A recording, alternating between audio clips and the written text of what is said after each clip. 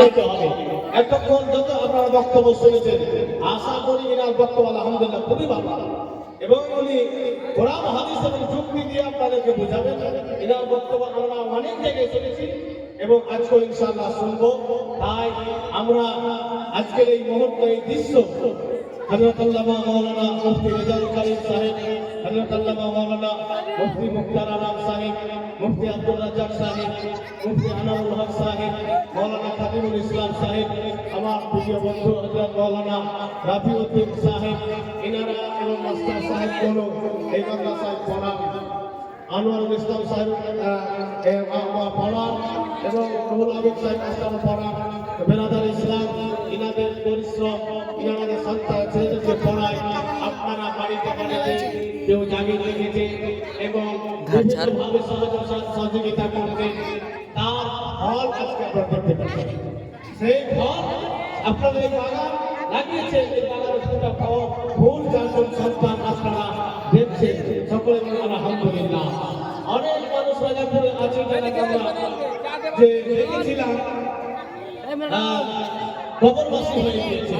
আমিও এই জায়গায় পড়িয়েছি, দেখেছি অনেক বাবা বন্ধু আছে যে ইন্তেকাল হয়ে কবরস্থ রয়েছে। বেরাদার ইসলাম, এই দৃশ্য বছরে একবার এই মাহফিল সাজে। আজকের এই মাহফিলের শেষ বক্তা উপস্থিত রয়েছে। আপনাদেরকে অনুরোধ করব যে আপনারা উপস্থিত হয়েছেন, অবশ্যই কিছু না কিছু অংশগ্রহণ করে এবং শেষ দোয়া করে দেওয়ার চেষ্টা করবেন। যাই হোক,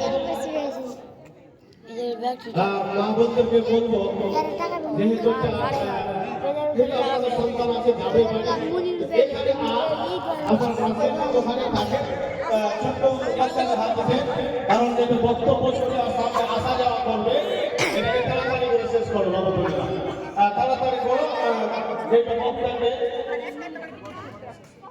আচ্ছা আচ্ছা আচ্ছা, ঠিক আছে। সুবহানাল্লাহ। আমি কয়েকটা শব্দ এই বাকি করছি, শুনবেন তো? তোরা বলে আল্লাহ ইয়া রাসূলুল্লাহ।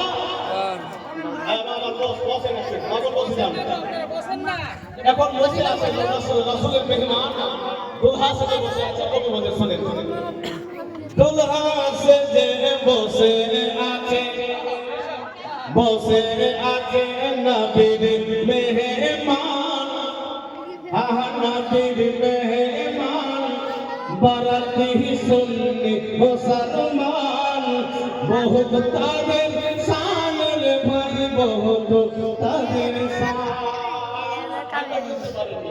আমরা এবার আপনি শুনবি, আমরা এনারা দুলহা। কবি বলতে শুনেন, দুলহা সাথে বসে আছে, দুলহা সাথে বসে আছে নবীর মেহমান, নবীর মেহমান,